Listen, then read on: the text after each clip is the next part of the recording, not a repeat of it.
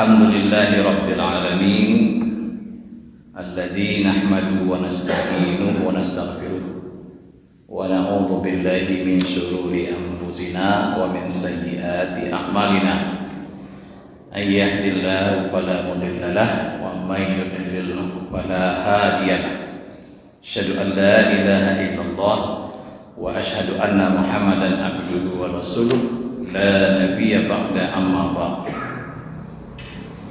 Qala Allah Ta'ala fil Qur'anil Karim, a'udzu billahi minasyaitonir rajim. Bismillahirrahmanirrahim. Qul huwallahu ahad, Allahus samad, lam yalid wa lam yulad wa lam yakul lahu kufuwan ahad. Shadaqallahul azim. Bapak-bapak, ibu-ibu, kaum muslimin dan muslimat jamaah salat subuh Masjid Darussalam yang dirahmati Allah.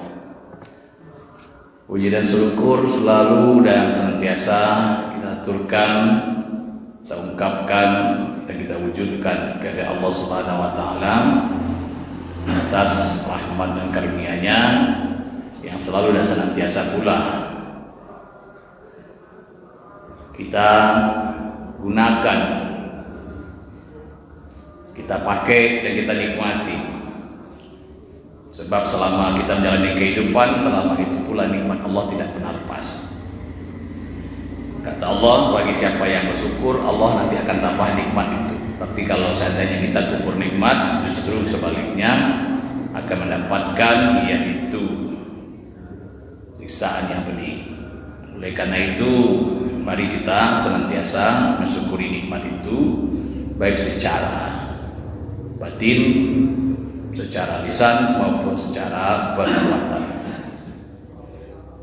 Salawat dan salam buat junjungan kita Nabi besar Muhammad sallallahu alaihi wasallam yang telah mengajar, membimbing dan menuntun kita dari kesesatan kepada petunjuk, dari kesalahan kepada kebenaran, dari kegelapan kepada cahaya. Maka ibu bapak sekalian, beruntunglah orang-orang yang mau mengikuti dan mematuhi Rasul itu. Karena tidak saja kita akan keluar dari kegelapan menuju cahaya, tapi kita juga akan menjadi orang yang dicintai Allah. Qul in kuntum tuhibbunallah fattabi'uni. Kalau kamu ya cinta Allah, ikutilah aku. Yuhibbukumullah wa yaghfir lakum. Allah akan cinta padamu dan akan mengampuni dosamu. Ibu-ibu dan bapak sekalian, pagi ini kita lanjut pengajian tafsir subuh sekali sebulan. Kita sudah masuk pada pagi ini surat Al-Ikhlas.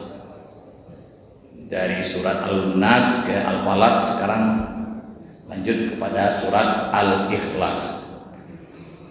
Surat Al-Ikhlas juga adalah surat yang populer di kalangan umat Islam pada umumnya. Surat yang rata-rata sudah dihafal dan sering dibaca, tidak hanya di dalam sholat barangkali ya, tapi juga di luar sholat, dalam kegiatan-kegiatan lain.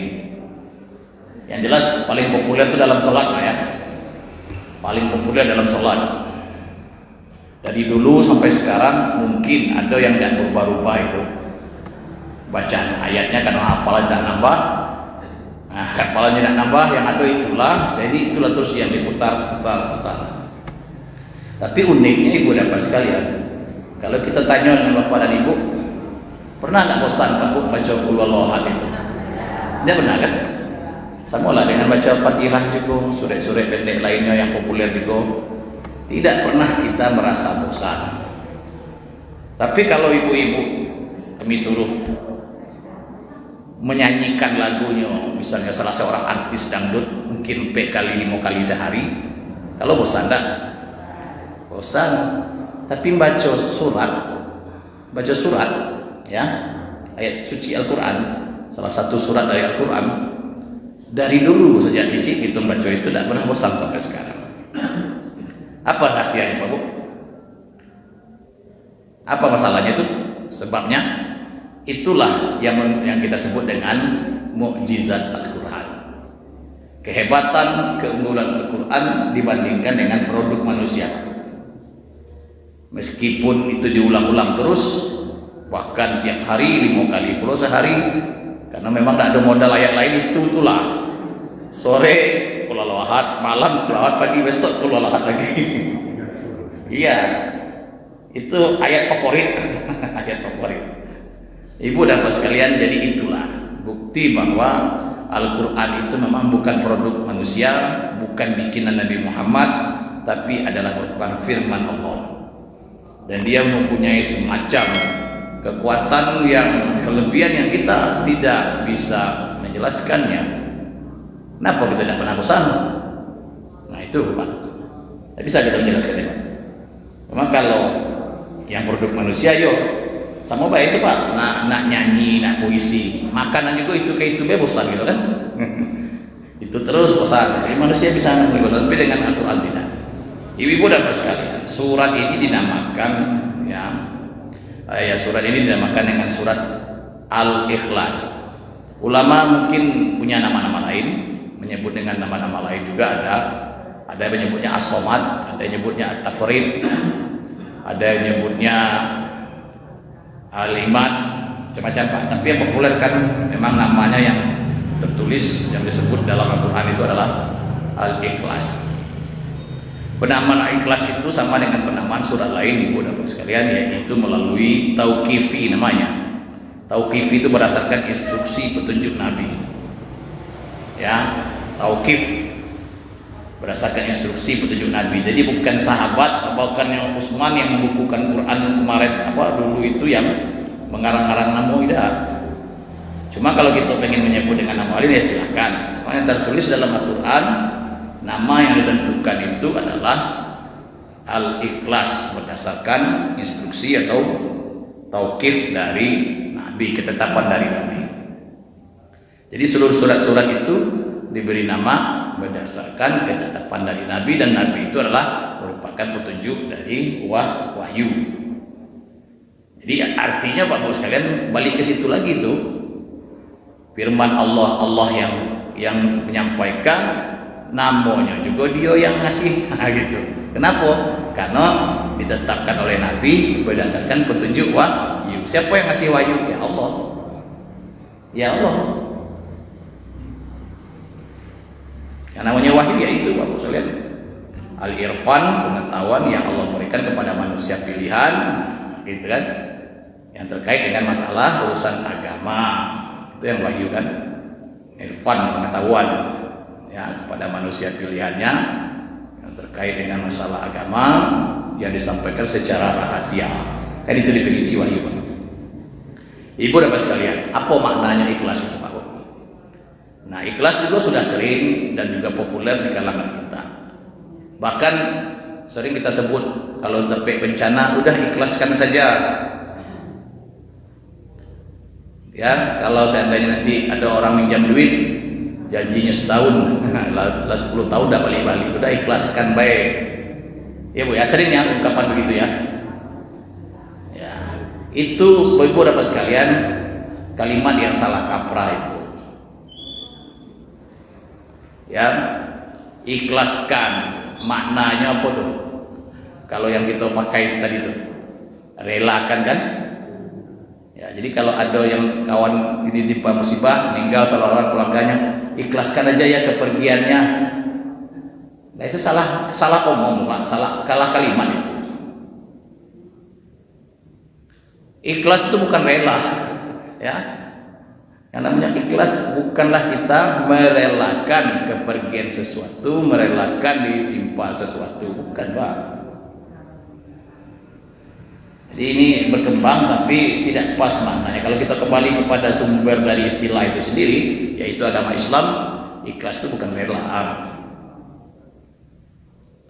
Ikhlas itu ada dua Pak. Yang kalau yang dalam surah ini beda lagi maknanya dengan ikhlas dalam artian sebagai rukun dari ibadah, syarat dari ibadah. Kalau rukun ibadah apa Pak Bu? Niat ya. Nah, bentuk niat kita tuh ikhlas. Apa maknanya ikhlas?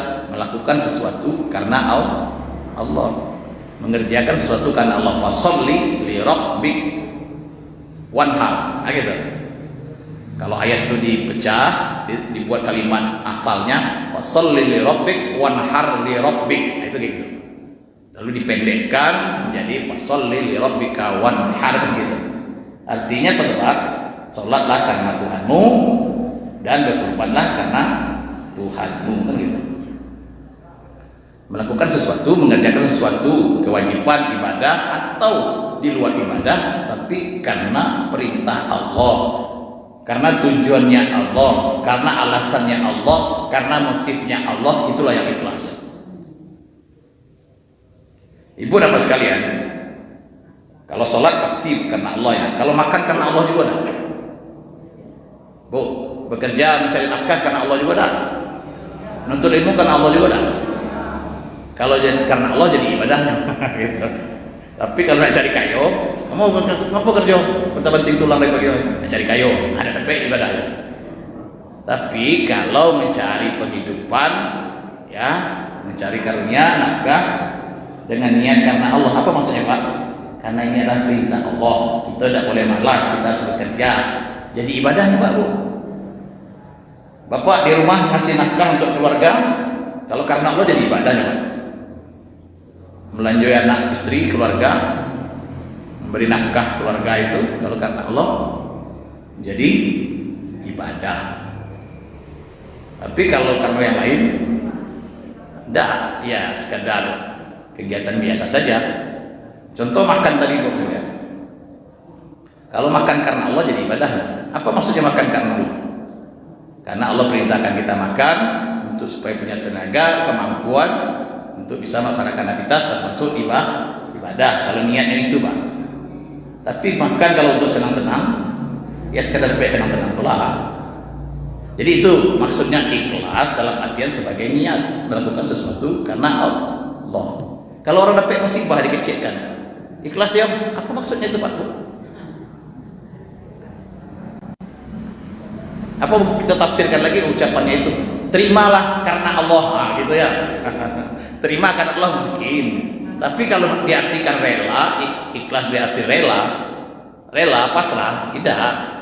Ikhlas itu bukan rela dan bukan pula pasrah. Tapi kalau dia dimaknai terimalah di masalah musibah itu karena Allah. Maksudnya apa? Ya ikhlas jadinya. Ini adalah ketentuan Allah, lalu kita jalani, kita terima apa adanya, itu namanya ikhlas ya. Kalau itu maknanya iya.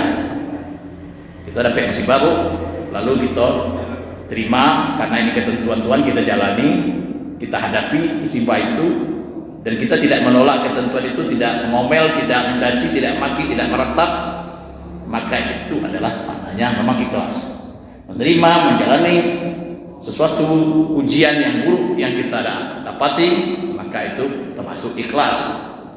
Ya, cuma jangan sebut bahwa kalau ikhlas itu merelakan atau mempasrahkan sesuatu.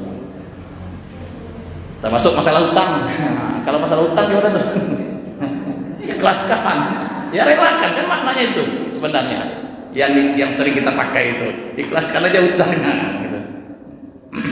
Ibu dan bapak sekalian, itu ikhlas dalam artian sebagai rukun atau syarat dasar utama dari ibadah. Kemudian yang surat ini bernama Al-Ikhlas, itu artinya ibu sekalian adalah kembali kepada bahasa dari atau dari nama itu, istilah itu. Kata ikhlas itu berasal dari kata akhlaso, yukhlisu, ikhlas, orangnya mukhlis, mukhlisina lahuddin, kan dari situ Pak. Jadi kalau ada ayat ya kan, wadamu ya, wada'uhu mukhlisina lahuddin, nah itu banyak ayat-ayat yang mukhlisina lahuddin itu yang artinya biasanya dalam terjemahan disebutkan memurnikan ketaatan atau ibadah kepada Allah, kan? Hunafa'a mukhlisina lahuddin, memurnikan ketaatan ibadah, ya itu yang biasanya terjemahannya. Jadi akhlasa, yukhlisu, ikhlas artinya secara bahasa ibu bapak mengosongkan, Bahasa lainnya tuh memurnikan. Jadi ikhlas itu arti bahasanya mengosongkan atau memurnikan. Tidak ada yang lain-lain, cuma satu itulah. Itulah. Kalau ibu bapak sekarang yang ada di depan itu namanya air kopi kan? Ya, karena dicampur kopi. Coba kalau tidak pakai kopi, murni air putih baik. Kita sebutlah itu air putih tak? Kalau tanpa ada kopi, air bening baik, kita sebut air putih. Nah itu kalau dicampur kopi jadi air kopi. Rasanya macam mana bu? Kalau air dicampur kopi pahit ya, pahit lah, air kopi pahit lah. Tapi kalau dikasih gula baru air kopi manis. Kalau dicampur susu, kopi susu. Kita sering menyebutnya itu dulu ada, sekarang masih ya. Orang dulu sekarang masih banyak ya bu ya yang jual bensin ya, minyak ketengan itu apa? Bensin murni ya itu kan. Kalau bensin murni itu memang bensin nian galonya, udah ada campur-campurnya. Kalau campur-campur namanya bensin oplosan. Ya, oplosan namanya. Jadi ikhlas itu adalah memurnikan. Apa yang dimurnikan? Bu, Pak, apa yang dikosongkan? Ya, mengosongkan yang lain selain Allah. Ya, hanya meyakini hanya Allah sebagai satu-satunya Tuhan, tidak ada campur-campurnya keyakinan itu dengan yang lainnya itu.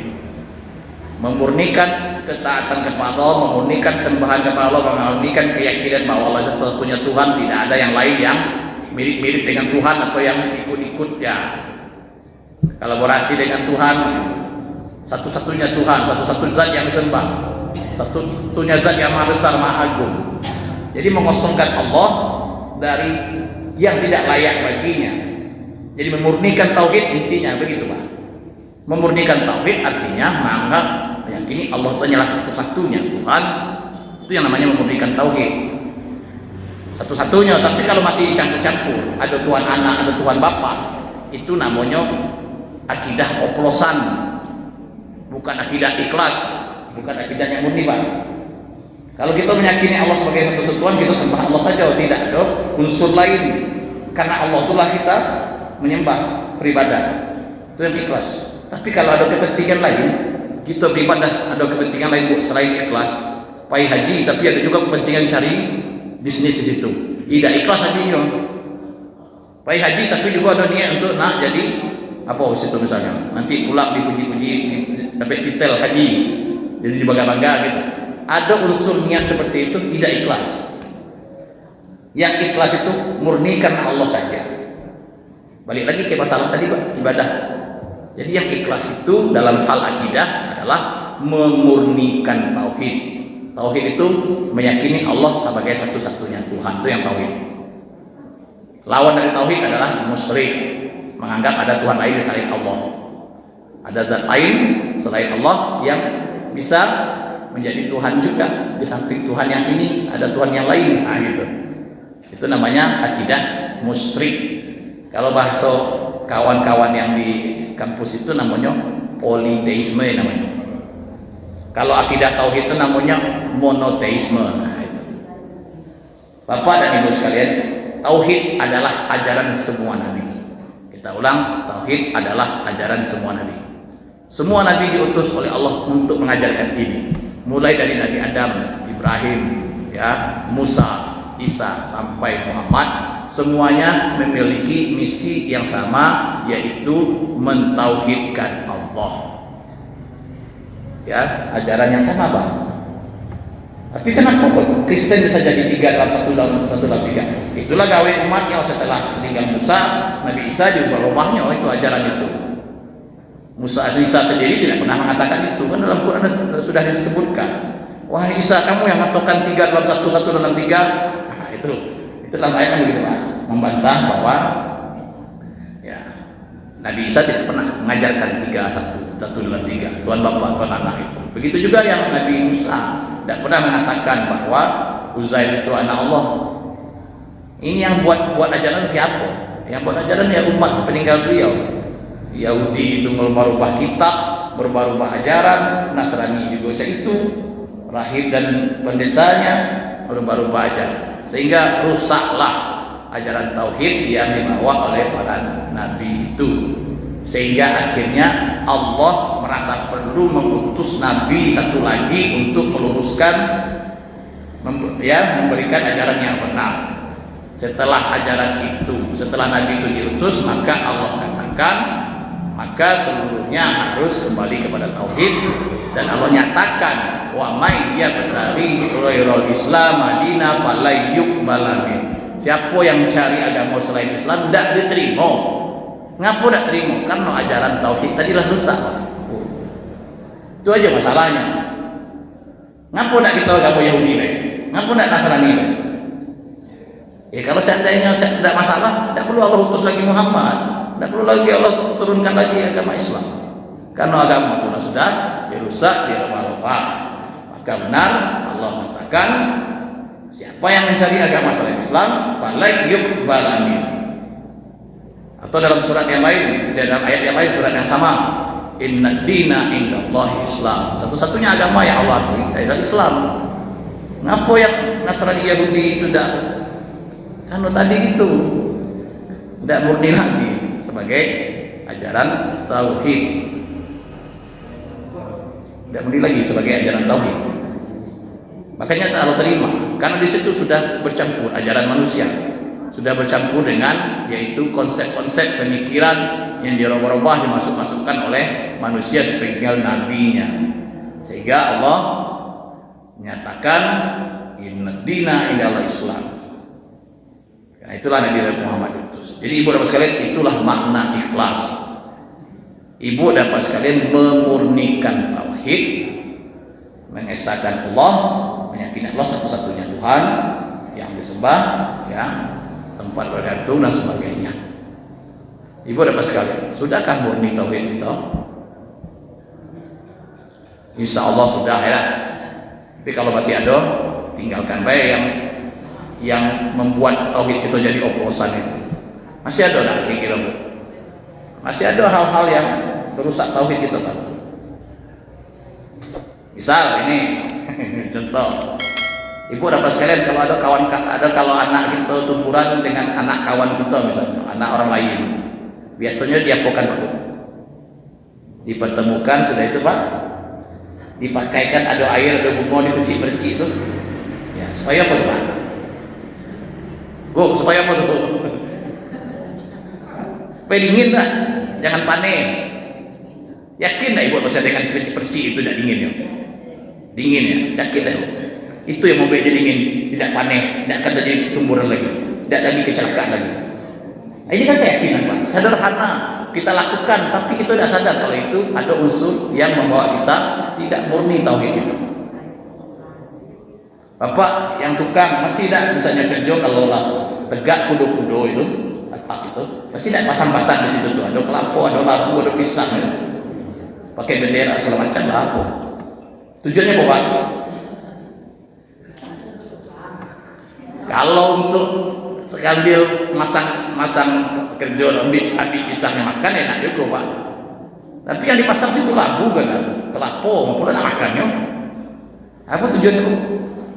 Tanya kayak kawan, katanya supaya jangan diganggu. Nah itu, itu penangkal. Nah itu lah, Bu, penangkal apa beda dengan jimat? Kalau masih ada jimat-jimat, berarti kita meyakini ada kekuatan lain selain Allah yang bisa memberikan manfaat dan mudarat. Oplosan lagi jadinya tauhid itu. Bercampur dengan yang lain kan gitu. Masih ada lagi yang lain? Ya mungkin banyak contoh, silakanlah Bapak Ibu ungkapkan, Bapak Ibu timbang. Contoh ini lagi barangkali sederhana nih, Pak. Yang di pasar, Pak, pelaris dong. Kalau dapat pelaris pertama pagi itu, Pak, belanja orang 10.000, 50.000, Pak Bu, atau 20.000, duitnya itu tak kira-kira. Saya juga heran kenapa itu, Bu. Tahu tak, Pak Bu, apa maksudnya itu? Biar tambah lah. Kalau tidak gitu-gitu kan duit pelaris pertama itu siapa? Tidak lancar nanti, itu bisa terjebak sirik. Sederhana, tapi kita tidak sadar hal-hal kecil. Ibu bapak yang namanya tatayur, nah itu masih banyak tatayur. Apa itu tatayur? Menganggap sesuatu mendatangkan sial, baik itu orang, tempat, waktu, atau benda, tempat, waktu, orang. Masih ingat dalam surat Yasin itu Nabi Musa dianggap sebagai apa? Tatayur itu mendatangkan sial. Tatayyur nabikum la'ilam tantahu lanarjumanakum. Nah, kan? Ya masanakum minna azabun. Itu kan karena umatnya. Musa, gara-gara kau lah kami sial nih, banyak bencana. Gara-gara kau itu ya kampung kami tidak aman lagi. Tiap sebentar bencana. Musa ya dianggap membawa sial. Tatayur itu namanya, kayak orang itu. Kalau ke tempat biasanya ibu bapak sekalian, ada orang tinggal misalnya ya di satu tempat, lalu dia di tempat itu selalu ditimpa dengan yang sial-sial. Nak sakit lah, nak musibah apa lah.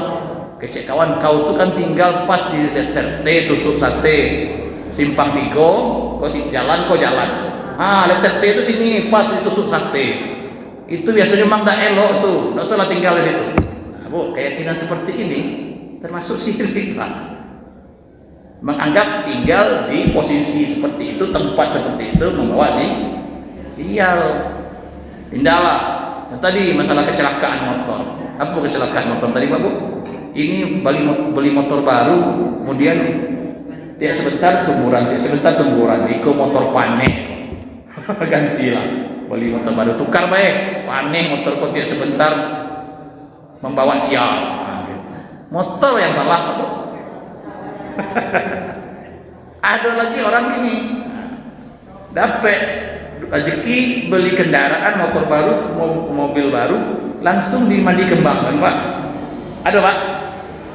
Dikembangkan, siram pakai kembang bunga. Tujuan apa? Biar tidak membawa mudarat sial gitu. Ini kan termasuk gawe-gawe tidak ikhlas ini. Bukan ikhlas rela Bu, bukan ikhlas dalam artian pasrah ya. Gawe-gawe tidak ikhlas dalam artian tidak memurnikan tauhid kepada Allah. Jadi ini ada lagi banyak. Ada tak kira-kira di antara kawan kita yang menganggap keyakinan anaknya berapa? Punya anak empat. Kemudian dapat rezeki tambah anak satu lagi 5. Kebetulan sejak dapat anak yang kelima itu agak lancar rezeki. Sehingga terompatlah omongan ini sejak anak yang nomor bungsu itu rezeki kami lancar.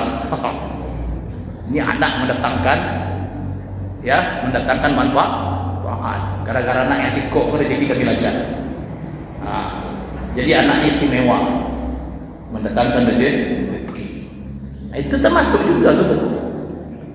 Saya baru dapat kabar dari kawan kemarin, ada di keluarga yang seperti itu. Iya, masih ada. Dianggapnya anak yang itulah yang membawa manfaat. Nah, ibu bapak sekalian, ini contoh-contoh praktek-praktek ya kebiasaan kita yang tak kita sadari ternyata sudah melenceng dari makna ikhlas, makna memurnikan tauhid. Jadi inilah pertama ya, kita masuk gerbang ya, kita masuk sesuatu kan lewat gerbang. Sebelum kita masuk ke surat Al-Ikhlas, gerbangnya itu adalah namanya. Kita masuk lewat pintunya, lewat namanya dulu. Dinamakan surat Al-Ikhlas itu mencerminkan isi dari surat itu. Apa isi surat itu?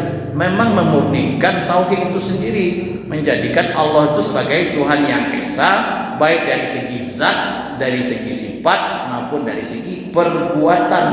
Itulah isi sebenarnya dari surat Al-Ikhlas itu. Nanti kita ya sebutkan atau kita jelaskan satu persatu. Yang jelas dari namanya saja sudah terdapat pesan di situ supaya kita mengikhlaskan dalam bertauhid. Apa maksudnya? Memurnikan keyakinan kita dalam ya berakidah. Artinya kita jangan campur-campur dengan yang lain ya, keyakinan lain, semata-mata hanya Allah itulah ya sebagai zat yang disembah, yang Maha Esa, segi zat, perbuatan maupun sifat. Jadi dari gerbang itu Pak Bu sudah ada dipesankan gitu. Ikhlaslah dalam berakidah, murni dalam akidah. Kalau belum murni, ya kita singkirkan aja itu praktek-praktek yang salah selama ini. Ya, apalagi kalau pakai jimat niat, Pak, ajaran gitu ya, gawe itu salah. Apalagi kalau pakai babi ngepet niat, persugihan niat, ajaran niat itu yang kasat mata dah. Ajaran itu. Iko yang kecil-kecil tadi, selip itu Pak Bu. Menganggap anak itu sebagai ikolah, sejaknya itu lancar rezeki gitu, bagus ekonomi gitu. Itu yang sedikit-sedikit kecil-kecil Pak, selip itu biasanya. Kalau yang jimat, babi ngepet, persugihan itu jelas. Termasuk juga kalau orang pemilu Pak, pemilu nak menangkan itu pemilu, nak kedukun situ, minta uang seat, ya biar menang, sukses jadi caleg atau cabuk cawabuk. Nah, itu ada caleg yang begitu, wallahu alam.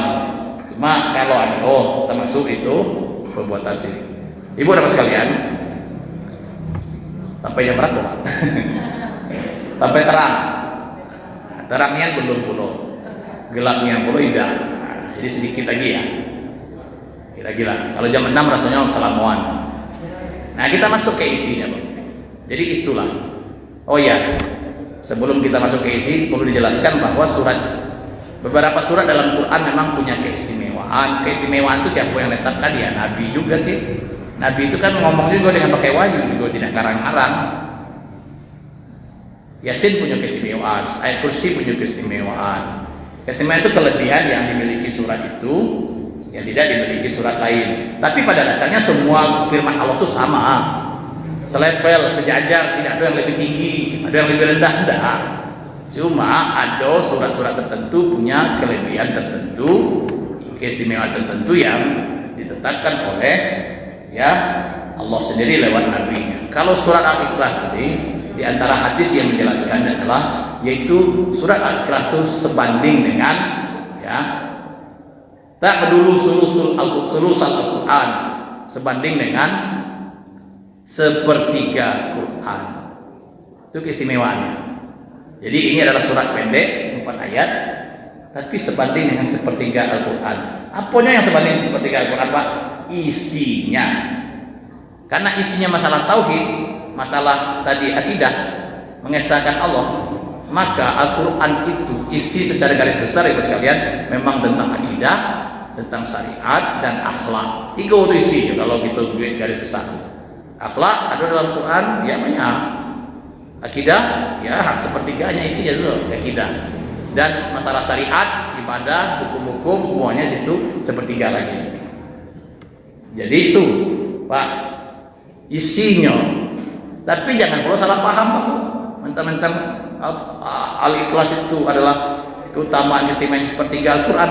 Dibaca berkeluarohan 3 kali, rasa mau ngecek dekatan Quran. Ya kan? Sepertiga Quran tadi, baca 3 kali. Malah katan Quran, kecepetnya.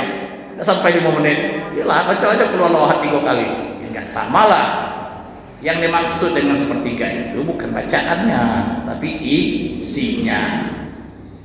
Ini isi secara umumnya, gambaran tentang akidah itu adalah di dalam Al-Quran dan itu memenuhi sepertiga Al-Quran.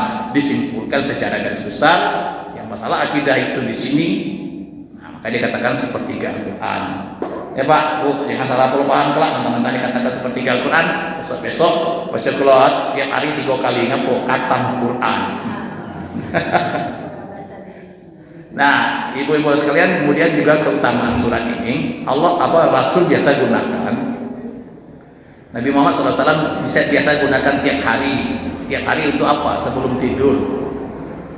Dalam rangka untuk menyerahkan diri dan minta pertolongan kepada Allah. Sepaket dengan 2 surat sebelumnya. Ma'uzatain itu. Ma'uzatain itu 2 surat yang minta perlindungan. Qul a'udzu birabbin nas, qul a'udzu birabbil falaq.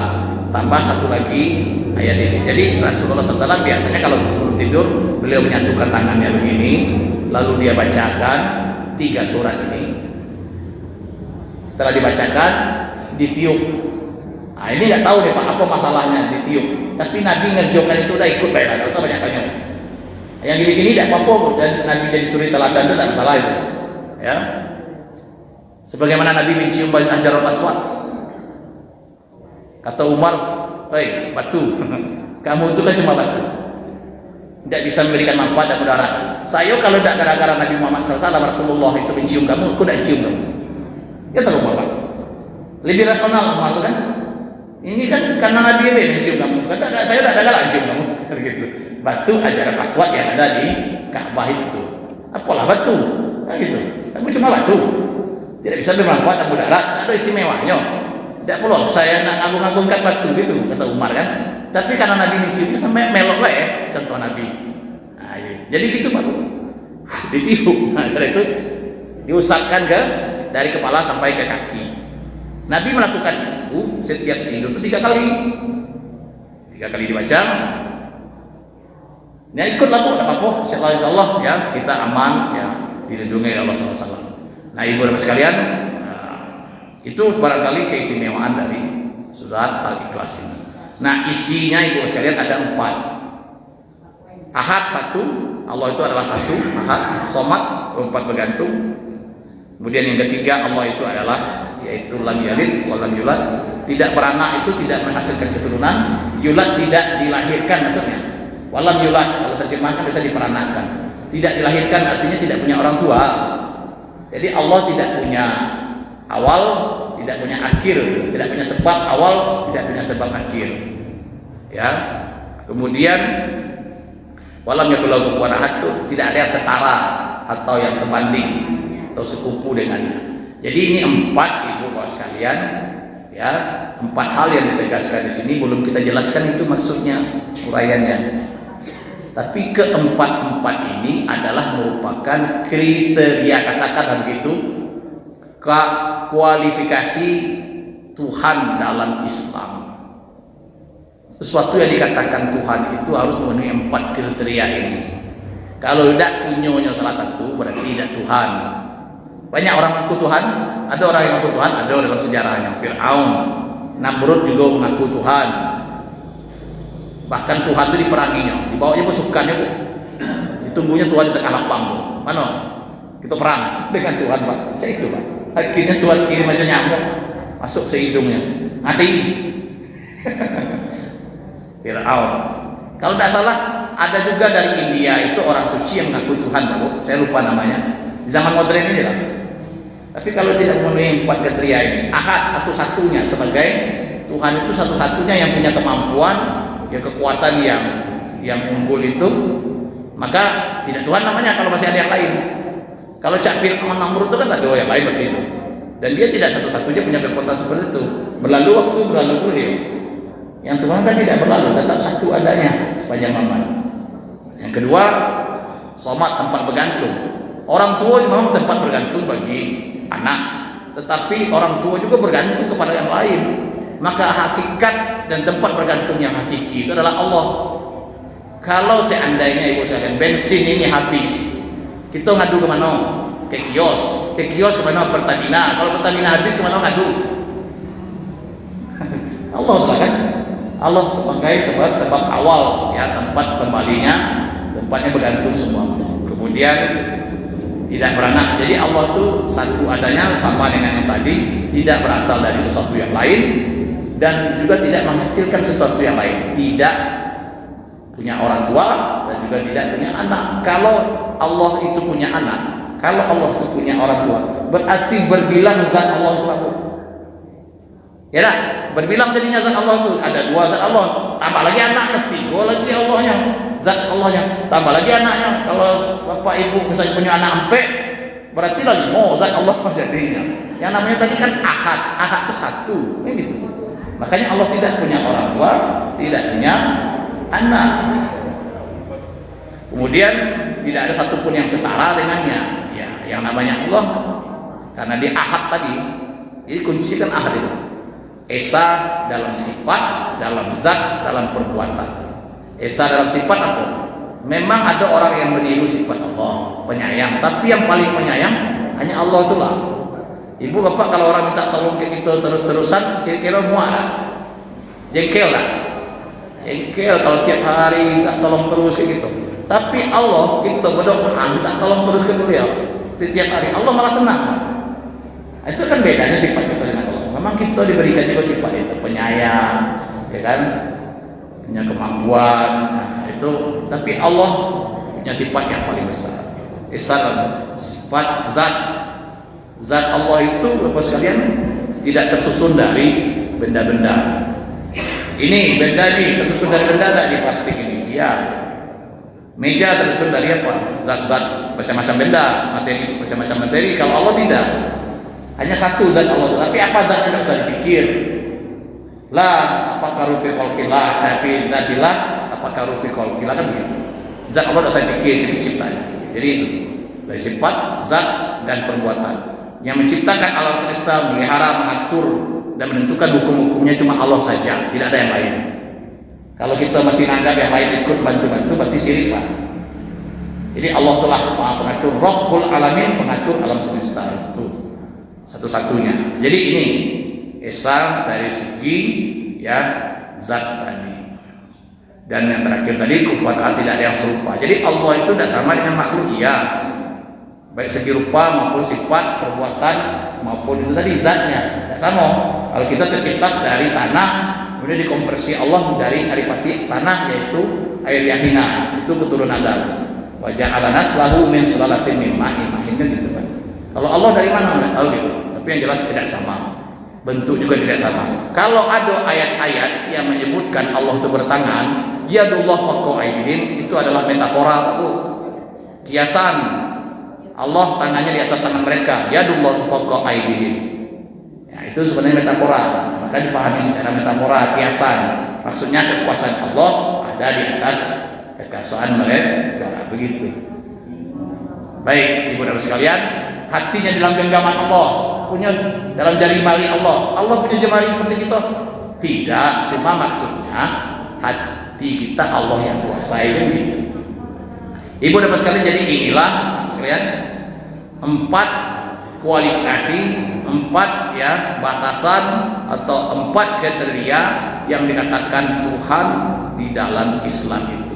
Dia Ahad, kemudian dia As-Samad, kemudian dia tidak berasal dari sesuatu atau tidak menghasilkan sesuatu, tidak berat dan tidak diperanakan, kemudian tidak ada yang setara dengannya. Kalau ada orang yang punya seperti ini, maka dia adalah Tuhan. Dan kebetulan satu-satunya seperti ini adalah Allah. Allah Subhanahu wa taala azza wa jalla. Makanya di awal ayat dikatakan kul huwallah. Allah itu yang satu-satunya punya 4 kualifikasi ini. Ibu-ibu sekalian, dengan adanya ayat ini, pembahasan ini, mari kita sembah meyakini tauhid kita, akidah kita. Jadi jangan goyang-goyang lagi, terutama jangan sampai dioplos-oplos dengan yang lain akidah kita. Itu yang penting. Kami yakin kita ini sudah bertauhid, beriman kepada Allah, tapi janganlah dicampur lagi akidah kita dengan yang lain sehingga tidak murni. Karena pesan surah Al-Ikhlas adalah supaya kita memurnikan tauhid kita kepada Allah. Mudah-mudahan ada manfaatnya, mohon maaf ada kurangan. Billahi taufiq wal hidayah. Assalamualaikum warahmatullahi wabarakatuh.